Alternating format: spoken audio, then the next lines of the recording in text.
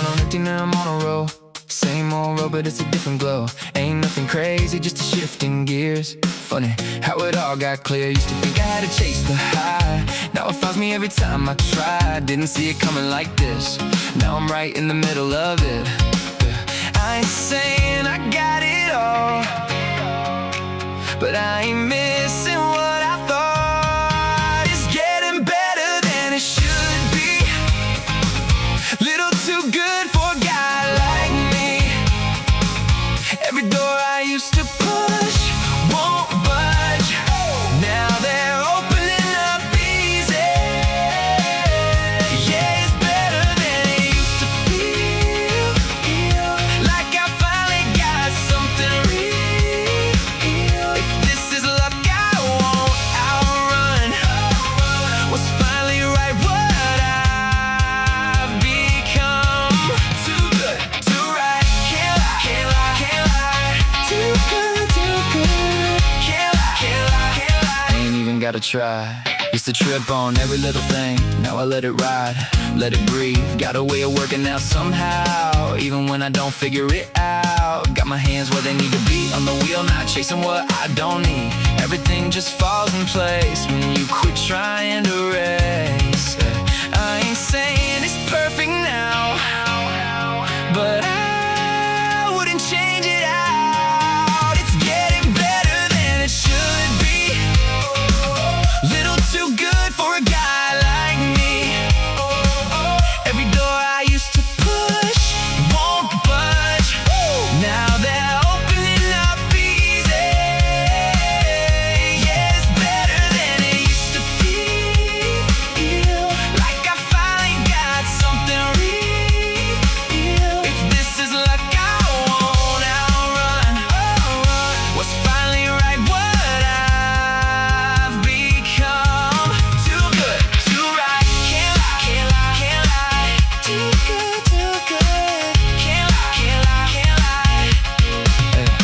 Didn't flip a switch, didn't make a scene. Just woke up living in a better dream. Now I don't chase what I can't keep. Got everything that's chasing me. It's getting better than it should be. Little too good for a guy like me. Every door I used to push won't budge. Now they're opening up easy. Yeah, it's better than it used to feel. Like I finally got something real. If this is luck, I won't outrun what's finally right, what I've become. Too good, too right, can't lie, can't lie, can't lie. Too good, can't lie, can't lie, can't lie.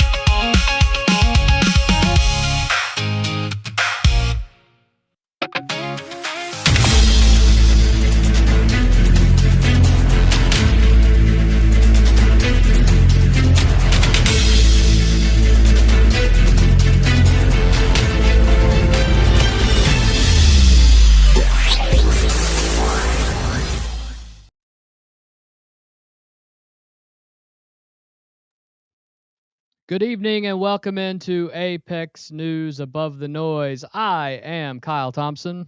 And I'm Craig Blanton. Craig, how we doing tonight? Doing all right. Just been out and about and enjoying this sunny weather. Flew my drone all over the place. I'll be posting some of those videos later.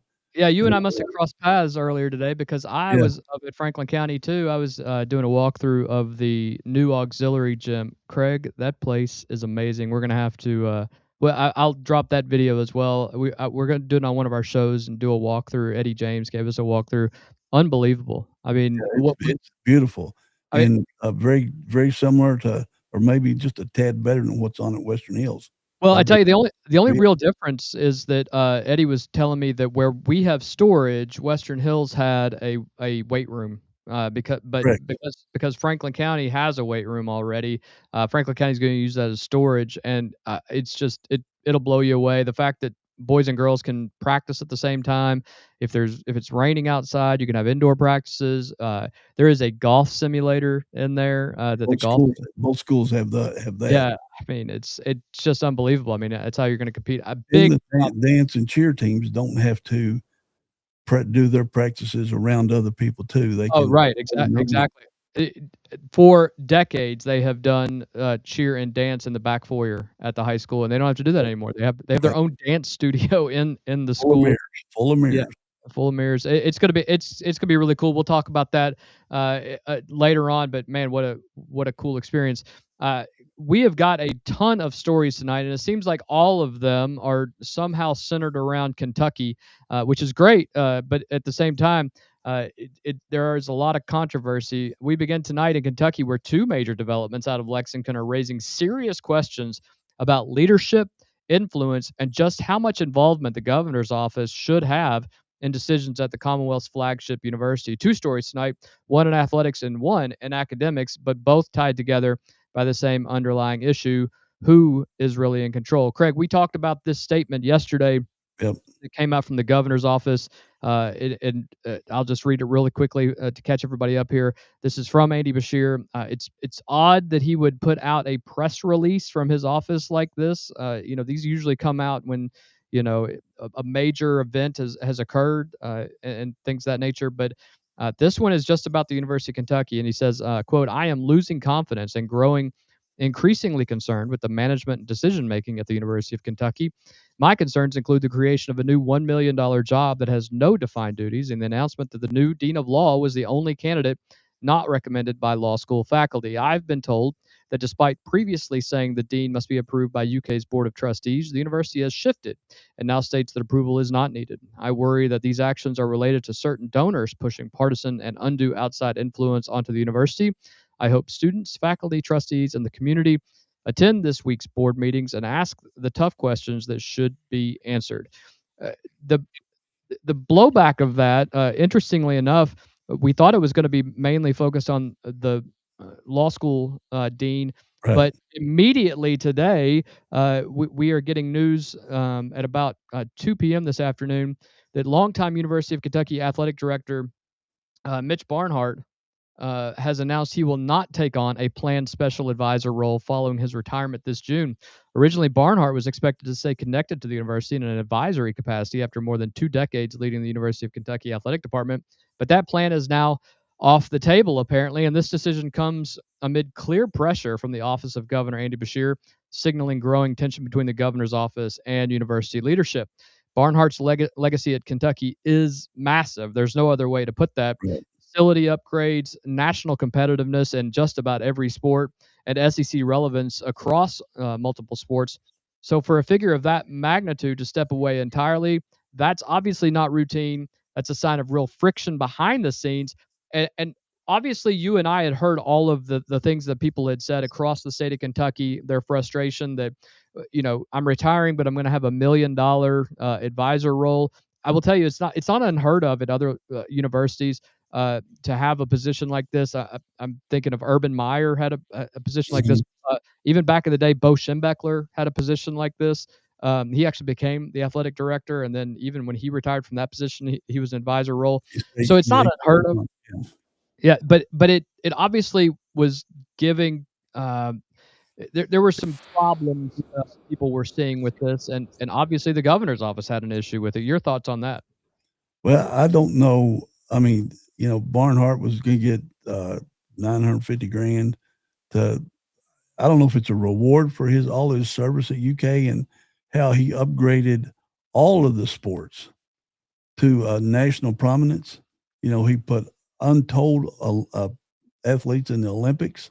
I mean, they did it, but he provided the facilities to get these things done. And told you before, I thought he was going to retire from UK and be the SEC commissioner, but the governor getting in on this, and then when you bring up the things with about the lawyer, what's the head of the law school? The dean of the law school. The dean, yeah, the dean of law school, and seeing the two comments that a couple of the law students made. One of them a freshman even. Yeah, and we'll talk about the second story on leadership at the University of Kentucky College of Law, and specifically the appointment of a new dean. At the center of this decision is a federal judge, Gregory F. Van Tatenhove, who has been tapped for the role to take over in July. Governor Andy Bashir has made it clear his office expects transparency and accountability in leadership decisions at publicly funded institutions. But he's also said that the situation carries a lot more. Well, he didn't say this. This situation actually carries a lot more history between these two. What a lot of folks don't know or are not picking up on is Gregory Van Tatenhove has been a federal district judge for 20 years. Before that, he was assistant U.S. attorney for the Eastern District, and he and the governor have a history, and that history goes back mainly to the COVID-19 pandemic. By the way, he was a George Bush the second, George W. Bush appointee. George 43. Yeah, Bush 43. Bush 43. But this issue between these two goes back to that COVID era issue.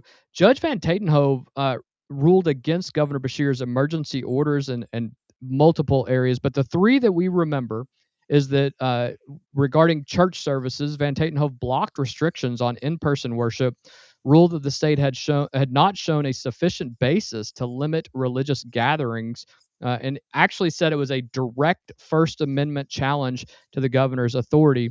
The mass gatherings limit, the judge ruled that certain restrictions went too far, writing that the governor had, quote, gone too far in limiting the constitutional rights of the citizens of the Commonwealth. And the third area is religious schools. He also blocked restrictions on in-person learning at religious schools, again citing against the governor on emergency powers. And to keep it completely balanced here, some of these rulings were later overturned or narrowed on appeal, and other courts, including the Kentucky Supreme Court, at times upheld the governor's authority. So you had federal guidance, being trying to be balanced with the weight of the state judiciary. So legally, it wasn't one-sided, but politically, these rulings made Van Tatenhove one of the most visible judicial checks on Beshear's power during the pandemic. You fast forward that to today, that same judge who challenged the governor's authority during one of the most critical periods of the administration is now being elevated to lead one of the state's most influential academic institutions. The dean of the College of Law, as you know, helped shape future lawyers, judges, policymakers throughout Kentucky. So it isn't just a university hire, but the big picture is when you step back, these two stories really do connect here. One involving the athletic leadership and one involving the academic leadership, but both raising the same question: where does university independence end and state influence begin? Supporters of the governor say this is about oversight and accountability. The critics say, well, as you can imagine, they look to the political pressure extending to higher education. My question for you is, let me interrupt before you do that. Yeah. Read the two statements from the most important people at the law school, which are the law students. Yeah, it's interesting that Governor Beshear specifically said here that he hopes that students will attend the meetings. I don't think that all of the students are necessarily on board with what the governor did here. This is taken directly from WLEX. First-year law student Mason Slack said there's something to be said about the allocation of public funding, but he would have rather seen Beshear address his concerns one-on-one rather than through social media. This is a public university. It's supposed to represent the tax dollars there, but at the same time, there's also an administrative position where the administration itself needs to be able to do its business without quote-unquote interference, said Slack. Another first-year law student, Tyson Tolson, said he believes the university and College of Law leaders know what's right for the program. He said elected leaders should do what they can to support education without making it harder for students, and perhaps this is the most damning quote. He says, and I quote, "I think Governor Beshear should worry about problems in Frankfurt instead of raising problems with the university," said Tolson. Your thoughts on that, Craig? Well, don't I remember one of the national guys, or maybe it was local, talking about where Governor Beshear went to law school? Do I remember that correctly? Governor Beshear went to undergraduate at Vandy and went to law school at the University of Virginia. Well, that's two good schools, right? Two good schools, but they ain't the University of Kentucky. Yeah. And tell me, when you're a first-year law student, you got freshman, sophomore, junior, senior in college, and then graduate. Where is the first-year law? Is it the third year of college? No. You after you graduate with your undergrad, you then have a full 3 years of law school after that. So you have to finish with an undergrad, and then you start out clean. So this ain't a 17-year-old kid. This is at least a 22-year-old. Yeah. So these are grown adults. Yeah. It was just when I read the story, on WLEX with what these students said. I was kind of shocked to see a student stand up to a governor like that. Well, it's also interesting, and I think part of the issue here is that people are saying, well, why does the governor have control? There are 16 members of the board of trustees at the University of Kentucky. The governor can appoint 12 of the 16 members Oh of the my! board of trustees. So he has essentially unfettered control over that. What what happened here though is Judge Van Tatenhove, who is retiring from the federal bench, does not need tenure. He is not becoming a full-time professor, and he does not need university benefits. So he is essentially a dean only. You know, a lot of times And, when you go to law school, the dean is also a professor. It's somebody yeah, they're teaching classes and things. isn't it generally an honor to have somebody off the federal bench It would it as your law school absolutely. dean? Absolutely. That's what I thought. He's a decorated member of the bar. And listen, you can say, well, he was appointed, and he has this back and forth with the governor, and is he an activist judge? I've practiced in front of Judge Van Tatenhove. He is uh, always very fair. He tells exactly how it is. You had no surprises when you were standing in front of him in front of the bench, and he doesn't pull punches. If you haven't done anything right, he's going to tell you what you need to do and how to go for it. And I've had successful cases in front of him. I've had some that have been appealed, and we had to go to the Sixth Circuit Court of Appeals. So I know his courtroom, and the fact that there would be any question that he couldn't serve in this role is ridiculous. The second thing is I think it's pretty telling that the governor is getting involved in the politics of the University of Kentucky because the faculty didn't recommend this person. I don't know that I want the faculty to be the person to recommend who the dean is anyway. If because he's going to be the individual who's going to have to make sure they're doing their jobs right. And Yeah. too much we are seeing individuals who are the university professors are the ones who are the activists and things of that nature. We need somebody that can sometimes hold those people in check and just produce good lawyers and judges. That's Yeah, just my 'cause looking at it from a layman, no lawyer, obviously, if you got the teachers, the professors agreeing with the dean, doesn't that just turn out one side of an attorney or one type of attorney, not side, what not political side, but don't they favor the same kind of law school studies and all that? Yeah, I think what it ends up doing is that you don't have the counterbalance of what what the individuals perceive the position of courts and attorneys to be and advocates to be. So if you just have one ideology being pressed upon young lawyers and future judges and policymakers, then what's the problem with having the other side of that? Here, the university could appoint this individual because he wasn't going to be a tenured professor. So uh, I wouldn't be surprised if there's potentially not some legal rigmarole that goes in here, but I don't think that asking the students to make a comment is turning out the way that the governor thought it was going to be. Right, and as looking at it as a student, you've got a student that talks with on probably a regular scheduled basis with a federal judge that was a dean. Yeah, A yeah, federal judge. Was he federal in Eastern Kentucky? Because I've read his name for yeah, years on yeah. He's a, different rulings yeah, Eastern District of Kentucky, and centrally here in Frankfurt.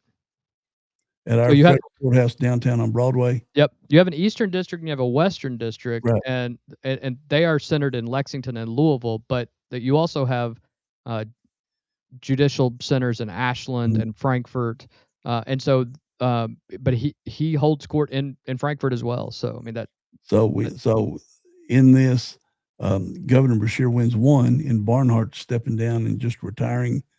Who Barnhart, we've said before, is a Franklin County resident, is and my staff says he's a great guy. I mean, he comes by all the time, and so Governor wins that one, and it's wait to be seen on the law school dean, correct? yeah, and it's weird because I think the Barnhart thing was kind of a throwaway. I think he Right. really wanted to make a comment on the law school dean, and he threw the part in about Mitch Barnhart to maybe gain some traction with UK fans to kind of follow the story, if you will. And that's the thing that came out immediately. I'd love to hear from Mitch Barnhart, if there was other reasoning, whether it was the pressure of the fans and things of that nature. I'm just not sure. I mean, it's a weird scenario. Yeah, with meeting, I'll throw this out there because this will be future. Meeting Cam Williams' dad on another podcast, and then us trading texts for an hour after the podcast is over. He said he would bring Barnhart to Da Vinci's, and we would just all get together, and maybe Cam Williams too. Yeah. But trust me, if he does, I will ask Mitch Barnhart to appear on our show. Absolutely, and in fact, we've said this before that if we can make this happen, we'll actually have the podcast right there at Da Vinci's, and people can come hang out and ask questions. Either way. I think this is going to be something we're going to have to keep an eye on. I'm very interested by that. I also am interested in this because I think the governor now is intentionally doing things to get headlines. I mean, I think it's very clear that that's what he's doing.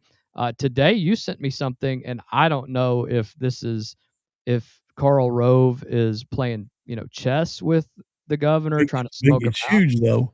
I mean, one of the top 3 Republican strategists praising Governor Beshear.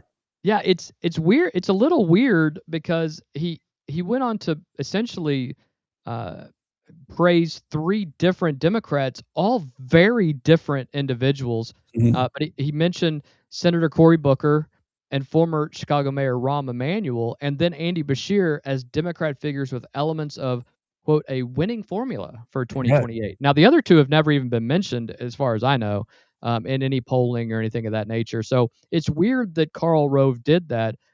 He went on. It's a Wall Street Journal column. GOP strategist Karl Rove identified Kentucky Governor Andy Beshear, essentially saying that he praised Beshear's call for authenticity. Booker's uplifting rhetoric from Cory Booker. That's weird. I don't understand that one at all. Without attacking Donald Trump, that's all Cory Booker does. And Emmanuel centrist solutions. Are we sure this didn't come out on April Fools? Because none of this makes sense, and I'm almost thinking that it's some type of psyop to get the information out. And I'll say again, like I say regularly, I've picked Governor Beshear to be the Democrat presidential nominee in 2028 because of what Karl Rove said and how Governor Beshear presents himself. But lately, man, he's gone hard left wing, and I wish he wouldn't do that. Well, the other aspect of that is he's in donor mode at this point. He needs donations, right? And if you're trying to ask for, hundreds of millions of dollars, this is not just a local, House seat that you're running for, and his state time is done. At this point, I think you have to go, if you're a Democrat in the United States and you're wanting a federal office, at least a high ranking federal office, you have to go to where the dollars are. And for some reason, that is the hard far left of the Democrat Party. Yeah. And if he is not, which I won't bet the house, but I still say he's going to be, because he's middle of the road and the moderates are what wins everything. I don't know how. Go ahead. I don't know how much middle of the road he is. I think he has a good persona. But we saw precursors of this on the previous conversation when, correct me if I'm wrong, he sent the state police out to a local church to write down license plate numbers. He did during coronavirus. And I that's not the guy that a lot of these people voted for. I will tell you that he has that aw shucks right Mayberry kind of attitude. I think that'll work. That does work. It works well, but that is not who he is as a politician. I mean, he has become more liberal, I think, in the last 7 years that he's been in office. But we'll have to. He's still not as bad as the leading Democrat presidential candidates right now, and I think it's gonna this Karl Rove thing. We got to check into that a little bit more. I'm kind of not understanding why he's even speaking on it. But he mentioned Bashir, so that's, anytime I see something with Governor Bashir on the national stage, we try to share it. Absolutely. And we are now going to turn to Virginia, where a major political battle over congressional power is unfolding. And it took a dramatic turn just one day after voters went to the polls. A state court judge, not very surprisingly, this happened right as we were going on the air last night, has halted Virginia's newly approved redistricting plan, issuing an injunction that blocks the map from taking effect just one day after voters approved it. The measure, narrowly approved by voters, would have allowed mid-decade redistricting, something that's highly unusual. It was expected to significantly reshape the state's congressional map and potentially shift the balance of power in the U.S. House. But within 24 hours, the state court stepped in, siding with the legal challenges that argued the process behind the measure may have violated Virginia's constitution, and not just once. They believe that it. I think it violated like 9 different sections of the Virginia Constitution, and the judge's ruling effectively freezes the new map. As a side note, before we get into what the arguments are, they obviously asked for a stay of the order until it was appealed. He then Mhm. denied that and said Oh, I that didn't know that. Yeah, I yeah, didn't know he that. denied the stay, so it will not go anywhere until the Court of Appeals in Virginia, and likely the Virginia Supreme Court hears it. And for those of you who are wondering, I do not know what the makeup is of the Virginia Court of Appeals or the Virginia Supreme Court. It could be very telling. Can Um, you give shoot, can you appeal a Virginia Supreme Court ruling to a federal circuit court? no, not if it's based on the Virginia Constitution, which their challenge was based on the Virginia Constitution. So So they're the they'll have highest. the final say. They'll have the Supreme Court will have the Virginia Supreme Court will have the final say. They will have the final say on Okay. that. The legal challenges on this particular issue focus less on the map itself and more on how it was created and approved. The key arguments included alleged violations of constitutional procedures, question about how the measure was placed on the ballot, concerns over whether lawmakers followed proper legislative steps. The court is saying that it isn't about politics; it's about whether the rules were followed. But politically, that's a different story. For those of you who are local and you have seen our local circuit judges knock down Republican-led laws time after time, most of the time that they are struck down, it is procedurally. It's you didn't follow these procedures, and in this case, It's there were a. legitimate. That's legitimate, It's correct? very legit. If you don't follow the rules, then you can't get any further. The weird thing is part of it falls on the question, the way they actually wrote the question, and we've Yeah, got that on the screen here. yeah. That's what I was watching the votes come in all night, and that's what the lawyers on CNN and Fox were saying is that it would go down, and it would go down because of that one word we got highlighted right there. Yeah, the question is, should the Constitution of Virginia be amended to allow the General Assembly to temporarily adopt new congressional districts to restore, this is the big one, fairness in the upcoming elections while ensuring Virginia's standard redistricting process resumes for all future redistricting after the 2030 census. Now, and of course, yes, if you vote yes, you approve the amendment allowing the Democrat-controlled General Assembly to implement a new congressional map. If you say no, then everything stays the same. Number one, this is very confusing for folks who don't understand what we're voting on, but it hinges on one word. We're going to restore Fair. fairness. What Now, is fairness? well, remember we said yesterday, Virginia was the most fair districted state on a federal level in 6-5. the U.S. 6-5. And so, is this fairness referencing Virginia?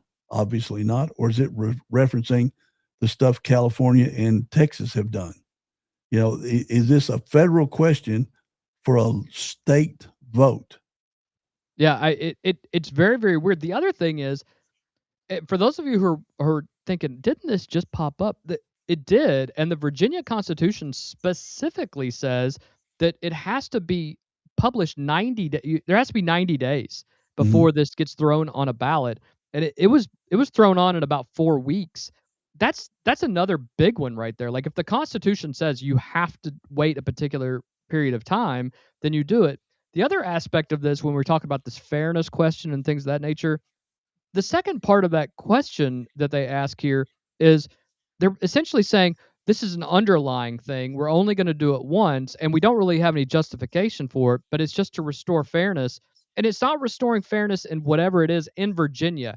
Every Right. single person, including Governor Spamberger, who has come out obviously in favor of this, this is to somehow rectify what they think was unfair what Texas did. Now, Right. for those of you who don't understand, Texas and Virginia as two different states cannot control what happens in those other states. They are independent in nature, and that's the great thing about having 50 different states.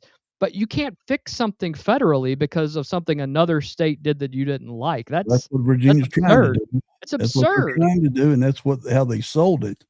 And that's how Hakeem Jeffries was pushing this. Yep. Was to take on what happened in what happened in Texas. And Well, we'll and talk that's about that in a minute. But well, we can move right into it. That's why this fight didn't stay in well, I Virginia. just want Yeah. Claire will say it again. That it was 6-5. It was Yep. very fair across the country, probably the most fair state. And if this vote wasn't stopped by the judge, it would go from 6-5, Democrat to Republican, to 10-1 Yeah. Democrat to 1 Republican district. Yeah. And I don't see anywhere near that anywhere that 10-1 is more fair than 6-5. Well, and let's be clear, this measure passed 50.7 to 49.3. I mean, that's and it was a no was winning until Fairfax County came in, and then that's when the yes won by a small margin. very, very, very odd. And we're going to have to keep an eye on it because it's not going to end in Virginia. We know that's not where it's going to end. Next. Yeah, that's why it's gone national now. It has quickly, and that's why this fight didn't stay in Virginia for long, because today this issue exploded onto the national stage. House Democrat leader Hakeem Jeffries and Florida Governor Ron DeSantis are now publicly clashing over redistricting efforts across the country. Jeffries has accused Republicans, and this is, before I even say what he says, I cannot believe that the Democrats can have a straight face when they say this, but this yeah. And I hope you didn't cut the first little. Oh, I didn't. Okay. Jeffries has accused Republicans of first engaging in aggressive gerrymandering. That's so rich. Not gerrymandering, dumb mandering. Yeah, dumb mandering. Yeah, dummy mandering. Engaging in aggressive gerrymandering, manipulating maps to maintain control of the House, and undermining fair representation. Meanwhile, DeSantis and Republicans more broadly are firing back, arguing states have full authority over redistricting. Democrats are attempting the same strategies in states where they have power, and this is ultimately a political fight on both sides that are engaged. We've got the clip here of both these guys talking, and we'll let that play, and you and I will comment. Okay. Nice AI, by the way. Our message to Florida Republicans is F around and find out. Classy. If they go down the road of a DeSantis dummy mander, the Florida Republicans are going to find themselves in the same situation as Texas Republicans, who are on the run right now. And under no circumstances are Texas Republicans picking up 5 seats. They'll be fortunate if they get 2 or 3. While in California, we are going to get all 5. The Republicans are dummy mandering their way into the minority before a single vote is cast, because they started this war, and we're going to finish it. This guy Jeffries popping off in Washington about Florida. He wants to be Speaker of the House, and he's kind of like, more liberal than Pelosi and all this other stuff from New York City. I just want to know, Florida can't do, we're going to go after Florida. Please be my guest. I will pay for you to come down to Florida and campaign. I'll put you up in the Florida governor's mansion. We'll take you fishing. We'll do all this stuff. There's nothing that could be better for Republicans in Florida than to see Hakeem Jeffries, everywhere. Well, I think it's pretty clear, What's the nickname they have for Jeffries? Timu Obama. Timu Obama. Walmart Obama. When he's doing a scheduled speech, he takes the exact mannerisms as the most popular president in American history, President Obama, or former President Obama. He Yeah. talks exactly same mannerisms, same head turns. I mean, it's amazing how much he's copying President Obama. Yeah, but let me be clear about what this means. Are Republicans redistricting midway? Absolutely. Should they do that? I wish they wouldn't, but I also wish that places like New York and Illinois, All the New and England states. all the New England states and California, that these states weren't essentially doing the exact same thing. You know, Illinois is the most gerrymandered state in the entire country. And they're ridiculous. Yeah, and then you have Hakeem Jeffries out of New York, who essentially, with a straight face, says, "You started this fight." I say we Republicans didn't start the fight in the sense that they redistricted and gerrymandered things to oblivion. Clearly, Democrats did that over the last 40 years. Right. Starting in the New England states. Starting the New England states and then over into Illinois and areas like that. But now you have this battle going on state to state. You know, and by the way, him saying that they're running because they may win 2 or 3 seats in Texas. This is the same rhetoric where they say Texas is basically purple. We're going to turn Texas blue, and you lose by 13 points. Yeah, it's not. It is far. The only blue place they got's Austin. Yeah, and even places like Houston, where they did redistrict, they redistricted out Jasmine Crockett and her district, and her district is probably the majority of the people in that district are now probably going to be represented by a Republican. So I don't believe that at all. You know, Florida can add 3 or 4 seats as well. North Carolina's already added a Republican seat. You know, Missouri could have added 1 more seat. They didn't at this time. So, you know, I think that if the reason that it's happening right now is because blue states are losing a ton of population. And when that 2030 map comes out, that 2032 midterm election, I guess that'll be a presidential election. That 2032 presidential election, I don't see how a Democrat can win after the population census. Now, I have no doubt that between now and 2030, they're all going to change the way that, you know, they're at least going to try in the House, especially if they get control this time, to change the way that, you know, we do apportionment, or they're going to try to get rid of. Change the way the Electoral College works from your House seats going, you know, you winning them inside your state. Virginia just became, I think, the 21st state to do this, that all the delegates go to whoever the popular vote winner is. So they're trying to go take our republic to a pure democracy. And then you got California. I mean, Los Angeles, I said it a million times. Los Angeles County by itself is larger than 40 states. So you'll have California, Illinois, and New York that will decide every president and decide the course of the country, because Texas and Florida are not big enough to offset those other 3. Yeah, and I think the problem is they're going to try to deal with the way that the Electoral College works, but they're also going to try to do this prior to the 2032 election so that there isn't that apportionment as well. Because they're going to lose House seats. I mean, Texas 8 to 12 is what's been projected. Yeah. So they're going to lose House seats, and right now, if you lose 12 seats on one side of the aisle, that is. Well, explain what you mean by 12 seats, losing up 8 to 12 seats. I don't think so what will happen is you are apportioned your House seats based upon population.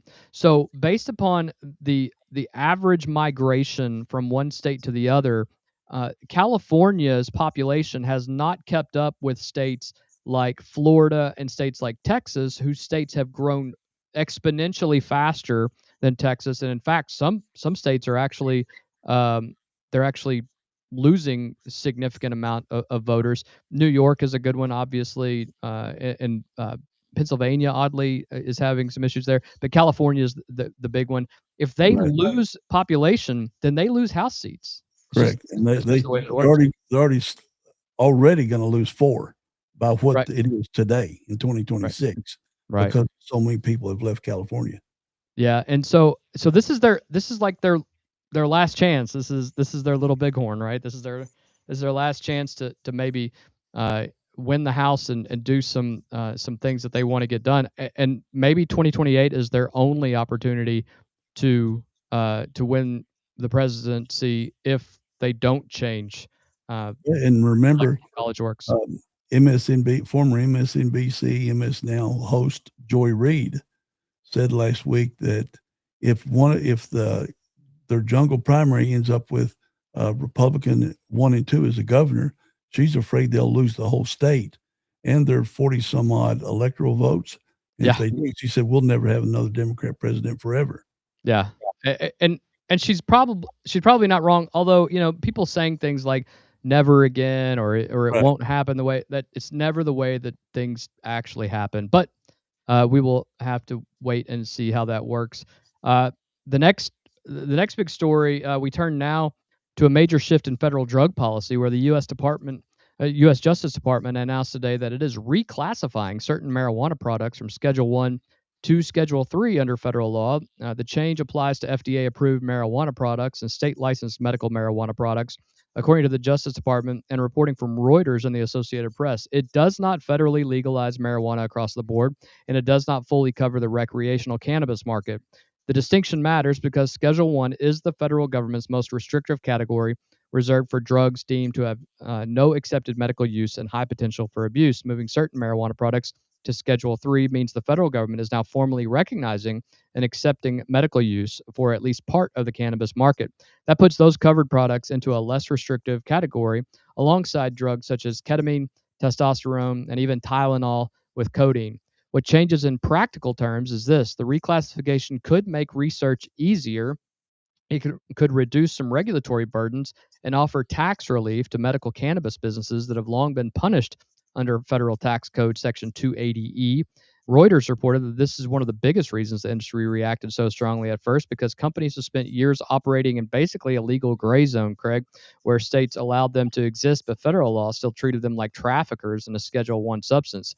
But there is a catch, and it is a big one. This is a limited move. Reuters reported that investors initially rallied and then backed off once it became clear the court order was narrower than many expected. Adult use marijuana remains federally illegal, and this announcement does not solve every conflict between state cannabis laws and federal banking, transport, or enforcement rules. Craig, I know that this is not something that is necessarily on the tip of your news Not at all. aspect, but it is something that is going to affect states. And my question to you is, with this new federal alignment, is whether this is, you believe, the beginning of a full federal alignment with the states, or just a half step that they will stay in. Because Trump, when he was running, said that he would look at reclassifying. He's upholding that aspect of his campaign promises, at least, but he has not fully changed marijuana to a Schedule 3. And so there you still have somewhat of federal regulation there. Your thoughts on that? Well, eventually, once the door was open with medical marijuana, eventually, next 10 years, probably marijuana will be fully, you can buy marijuana just like you can buy a cigarette. Yep. And Probably easier, to be honest with you. maybe easier. Does this allow marijuana food products to be sold in grocery stores? It does not. It does not allow it to be sold in grocery stores, but I believe this will allow it to be sold and cross state lines. And what about the money that the marijuana stores make? Will they be able to put it in the bank? Not yet. Not yet. With this rule, by the way, there are hearings that will occur in May on this issue, and there could be a full reclassification after that. This comes ahead of that, which is actually kind of a surprise that there was a reclassification before that. It makes me believe that after those hearings that you may see a full change. But if not, as it stands right now, there is no change in the federal banking laws. So, okay. So here's an off the wall, way down the road thing, a logic, or not a logic thing, but if marijuana dispensaries, stores, whatever they want to call them, or whatever they do call them, and those millions and millions and billions of dollars hit our banking system, Will that cause inflation to go down, house interest rates to go down because more money will be in the system without the federal government printing money? Yeah, and just so you guys know, don't understand what we're talking about. There are very few institutions and no federally insured institutions that will allow you to deposit the proceeds of the sale of marijuana. So there are a couple of credit unions throughout the country who will allow you to make deposits on that. However, the people in that industry are still very leery of doing that because they're always afraid that if you put it in a bank and they change the laws, or if they change the FDIC rules, they want to have their money essentially taken. A lot of money goes overseas if they can get it there. But what I will tell you is, and Craig, you know this from your time working with the sheriff's department, and I can tell you this from knowing folks in the industry. There there are people sitting on hundreds of millions of dollars in Oh, cash right yeah, now. yeah. I mean, they pay for everything in cash. Has to be cash. Colorado alone, and California is the biggest one, but it makes hundreds of millions of dollars sells hundreds and hundreds, maybe billions of dollars of marijuana. California's got marijuana farms, marijuana industries, and I don't know, they got to have safes, bank safes, I reckon. I don't know where they keep all Huge. the cash and how the criminals, why rob a bank when you can go after a marijuana bank, a marijuana location? And I mean, I don't know.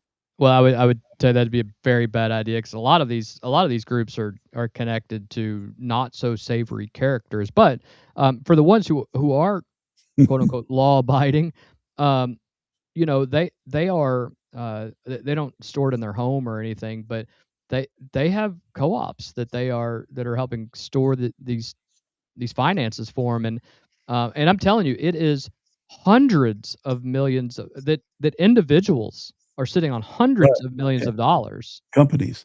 Let me ask this question. Even though California's got medical marijuana, Colorado's got medical marijuana, illegal marijuana is still outsells medical marijuana. Well, Now, sure. why is that? Because of the recreational aspect of it. I mean, there are strict rules on medical marijuana. I mean, like even here in Kentucky, it has to be Kentucky grown. Your doctor's orders have to be from a Kentucky doctor. You can only have so much of it. But there's very few states that have recreational marijuana use, and those that do have recreational use still have restrictions on the total. I mean, you can't have 1,000 pounds of marijuana. You can Oregon. You're probably talking about Oregon. Yeah. And Colorado is another. Oregon said wide open Amsterdam drug city, and then immediately started.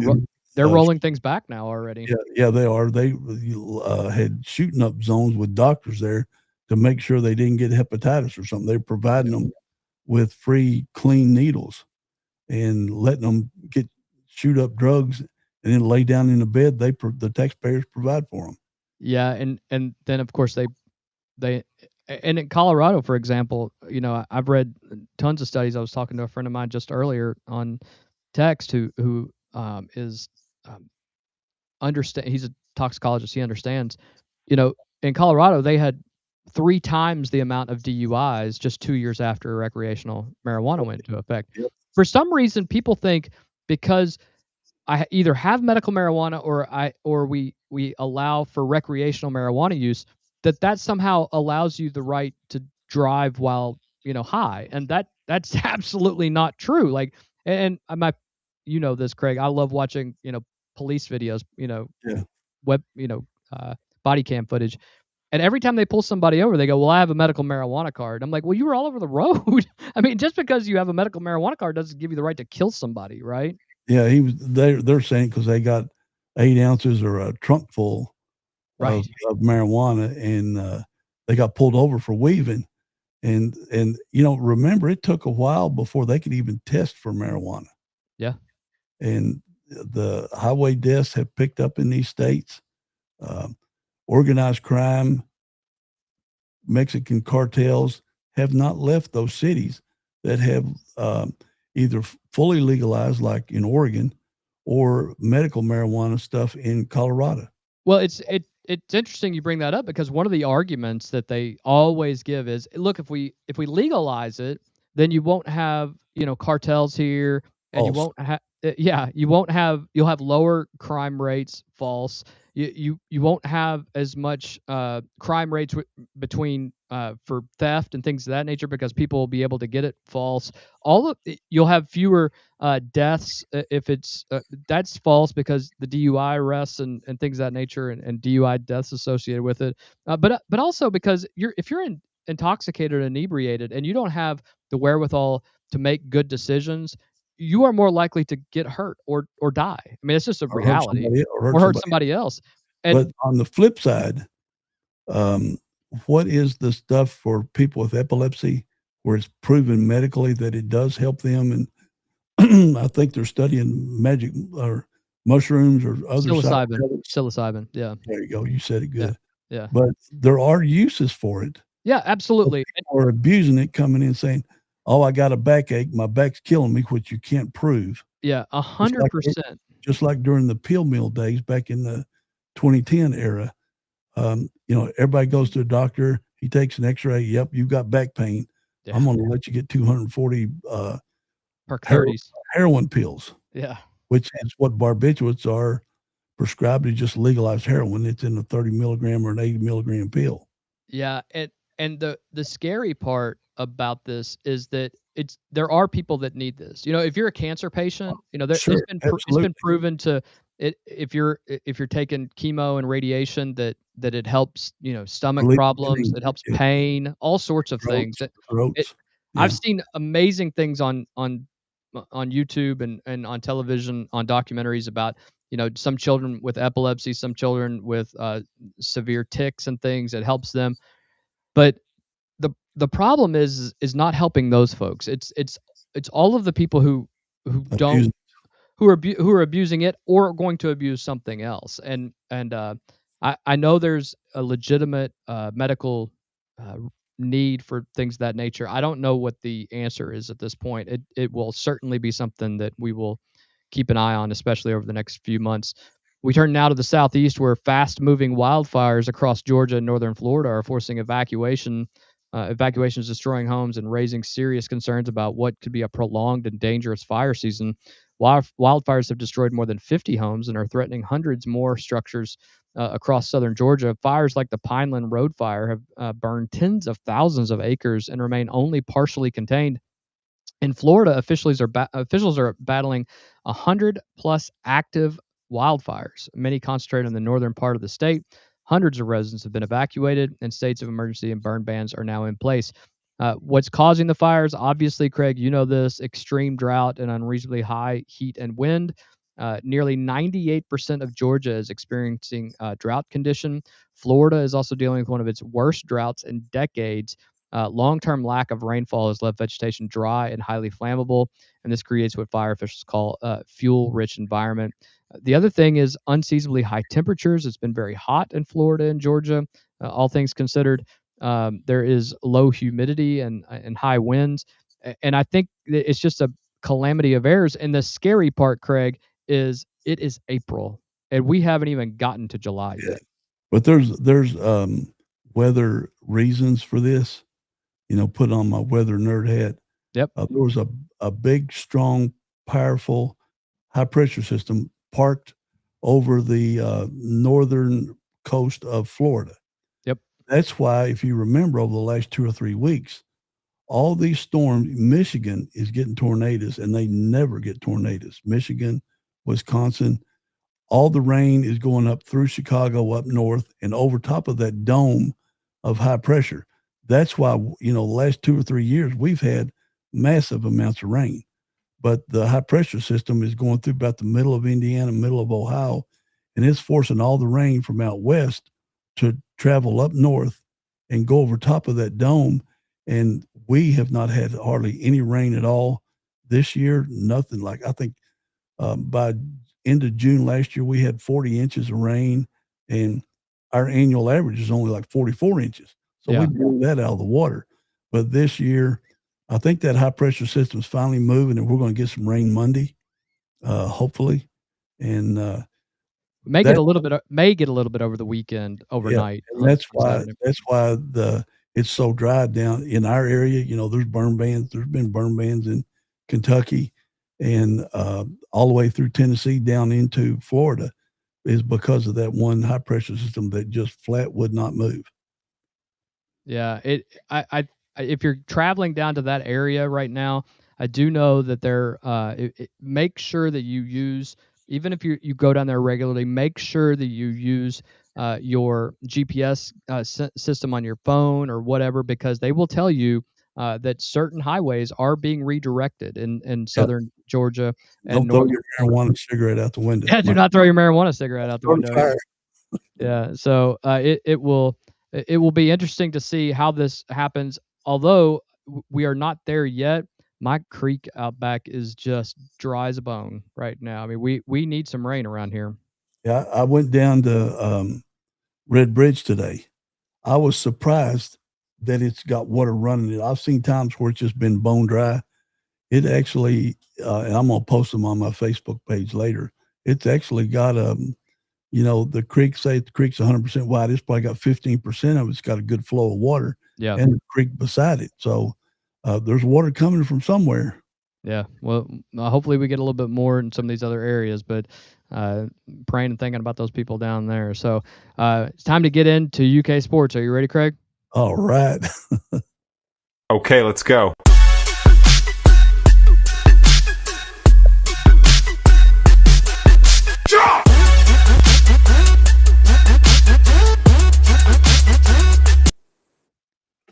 All right. Big news, Craig. Just this afternoon, the leading name with regard to the athletic director position at the University of Kentucky. We just talked earlier about the fact that Mitch Barnhart is stepping down this summer. The main name is Boise State athletic director Jeremiah Dickey. He has emerged as the likely choice to replace Mitch Barnhart in the same role at the University of Kentucky. No official news has dropped, but the university appears to be focused on BSU's Dickey, who has led the Broncos athletic department since 2017, and he won the Sports Business Journal's AD of the Year award in 2025. That is a prestigious award in that industry. Craig, your thoughts on bringing Boise State's Jeremiah Dickey to the University of Kentucky? I love it because what do you know about Boise State? They got the blue infield. Yeah, that's right. I mean, the blue turf on their field. Yep. And they play a wide open offense of football. Now, what does Will Stein do? He also is a wide open offense kind of coach. Yep. So these two guys will mesh together, and this is no slam on Barnhart at all. None. But we got a young AD, a young head coach that young head football coach, young basketball coach. Mark's only 51, 52. Right. And Boise State in Idaho. Stein's from Washington State. Is that correct? That's where he was. He's West Coast, but Will Stein's originally from Louisville. I know, but I mean, he was coaching in Washington, Oregon. Yeah, he was in Oregon. He was in Oregon. Yeah. Okay, and with a high-powered offense at Oregon in their Greenfield. Yeah. So that opens up the West Coast to Kentucky recruiting, where we've, I don't know how long if we've had any real big impact players from the West Coast. It's been a long time. So maybe that'll help. Plus, they're both offensive guys, and certainly Boise State knows how to market their football. Yeah, absolutely. Because everybody knows who Boise State is, and there is no reason you should know anything about Boise State football. Right. There's no reason. Everybody knows about Boise State. Yep. ESPN highlights them all the time. Yep. So I think this is a big win with Mitch Barnhart stepping down, and Will Stein, we already know is just doing a ridiculously good job recruiting. Yep, absolutely. So I think this might be a match made in heaven. What we will do with Pope, no clue. Yeah, I don't really know what's going to happen right now, though. We will turn the focus to Justin McBride, the 6'10" forward from James Madison.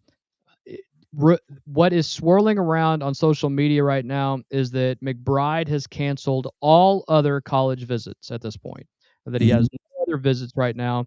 It appears as of 2 o'clock this afternoon, he may have shut down his recruitment early. Great. Obviously, Kentucky is. Oh God, I hate saying this again. Kentucky is deemed to be the leader in the clubhouse right now. There is a very small final group that's out there. There have been offers that have been made, financial as well as obviously the scholarship aspect of it. It has not been fully confirmed by national outlets. I will tell you though that Field of 68, which I know you watch, and those Yeah. guys, they are saying that it's more than a lean to Kentucky, and his visit's already over. His visit was yesterday, so they can't mess it up. I mean, there's no other way to put it, but they can't Yeah. mess it up any worse now. And this guy is a legitimate outside threat. He's big. He plays defense. It's at a smaller school, of course, but we know about James Madison. We do. And you can see on the highlights you've got here that this guy he doesn't just stand around. He's active. What's his shooting percentage? It's over 40%. Outside of the lane, he's well over 45%, isn't he? Yeah, he's a mid-range jumper guy is really the impressive thing about him is that he can bang inside, but he is able to look at that one right there. That was 3 foot behind the 3-point line. Yeah, so he's got a little bit of range there. People always say, well, he's coming from James Madison. We should be able to get guys from UConn and stuff. Hey, the Yaxel Linenborg from Michigan played JUCO his first 2 years before he went to UAB. Right? Yeah, Scottie Pippen played at Central Arkansas, and he's a top 50 NBA player. People forget that these kids grow up at 18, 19. They're still growing at that point. Yeah. So all of a sudden they're growing into their body. Once you're 6'10" and stuff, it's hard to figure out what your body does.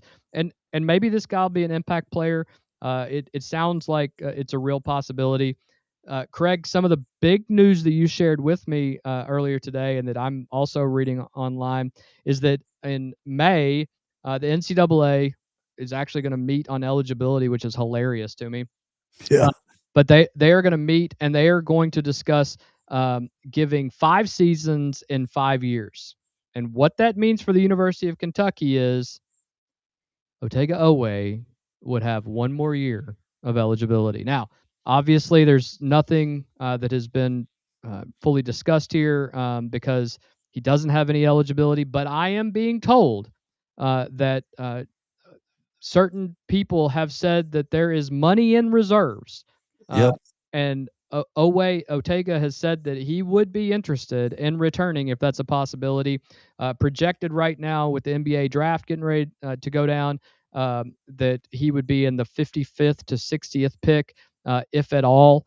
And obviously, if you're doing that, $3 million to come back to college sounds, as a guarantee, sounds pretty dang good. Your thoughts? Yeah, because your second round is not a guaranteed contract. That's for sure.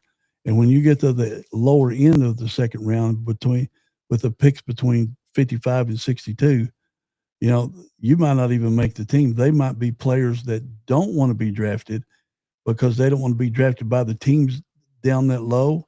Yeah. And they'll just say, their agents will say, don't draft me. And they'll draft a player, but then they'll pull somebody that's not drafted and dump this guy, or they'll immediately trade away for another pick. So he's no security at all. Or he's going to sit in the G League. Right. And then, but he can come back to Kentucky and pick up $2 or $3 million again. Yeah. If he manages it right, it's generational money. The guy will never have to hold a job. And if he doesn't get drafted by the NBA, he can certainly go to Europe. Yeah. Or draw tax-free money over there. And so he could be set up for life. He comes back to Kentucky again in the Commonwealth of Kentucky. He will be revered, and anything he wants, the business community will help Otega Oweh out. He can sell cars for the rest of his life. He could. Paul Miller Ford will. Yeah. He can buy car dealerships. He don't have to sell them. He can just buy the dealership. Exactly. I mean, it's so crazy to think about that. And everybody comes in and buys a car. You get to sit down with him. You get pictures with him. How cool would that be? Yeah, the other story that is coming out late this afternoon, just coming across the wire, is that Kentucky is now confirmed to be pursuing former Sixth Man of the Year out of the NBA, Jamal Crawford, as a potential coach and for their bench. Obviously, that's coming from Blue Chips Media and also Matt Jones. You know, it's interesting, this aspect, but I will also tell you that there is talk that the main reason that they are finally pulling the trigger on Crawford, because Crawford holds all the keys to Tyron Stokes. Yep. Tyron Stokes has said that he wants to follow Crawford. Crawford has a son that is right now the first or second point guard in the 2029, I think, class. So obviously there's a reason, bring your dad in. Maybe you'll Sure. follow him. Yeah. But he also has coached Tyron Stokes. So we have Tyron Stokes' former point guard, Zoom Diallo, on the team. Now we're going after Tyron Stokes' former AAU coach, Jamal Crawford, and he he has expressed an interest that he would like to follow him to wherever he goes. So he's also a game day analyst on NBA on NBC. And so and right now in the playoffs, he's probably not going to make a decision right now, but it'd be interesting to see if those discussions Do it in come June. to any fruition. Yeah. Now, who's the 8th grader that is a great basketball player? And he's Yeah, Rondo's son.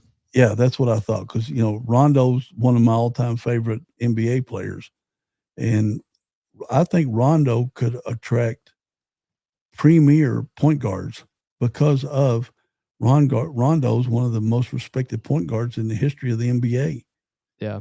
I mean, he would be a huge draw on training these kids to get to the NBA. But the other topic, we'll see that in 3 or 4 years when his son comes along. But Pierre Rondo, who led his team to the Sweet 16, and as an 8th grader, and so, he's ESPN was all over it. yeah, he wasn't just on the team; he was one of the leaders of that team as an 8th grader. So, and he might be a multi-year Mr. Basketball. Yeah, it's entirely possible. The kid has real momentum. We will have to see what happens there. Obviously, if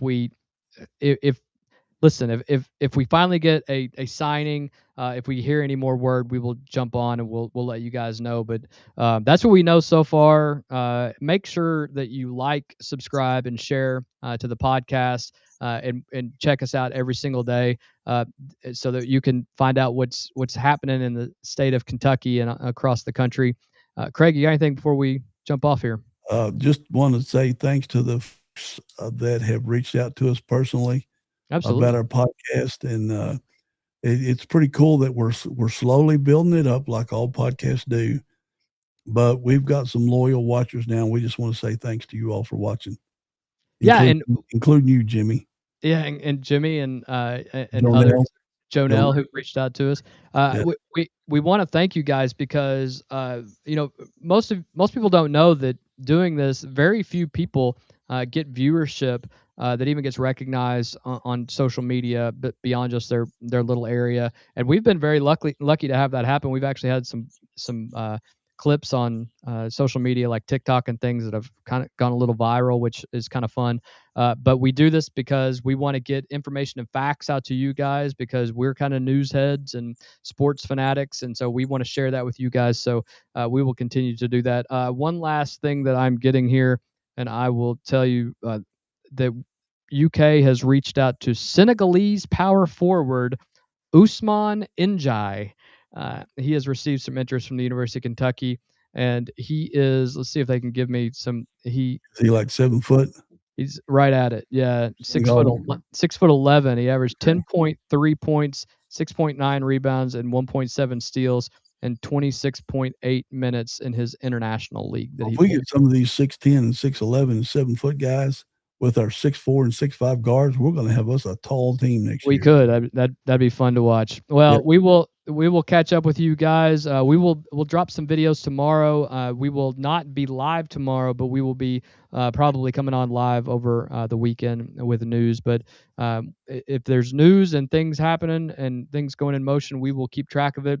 For Craig Blanton, I am Kyle Thompson. This has been Apex News Above the Noise. We will see you next time. Thanks for joining us tonight. Have a great evening.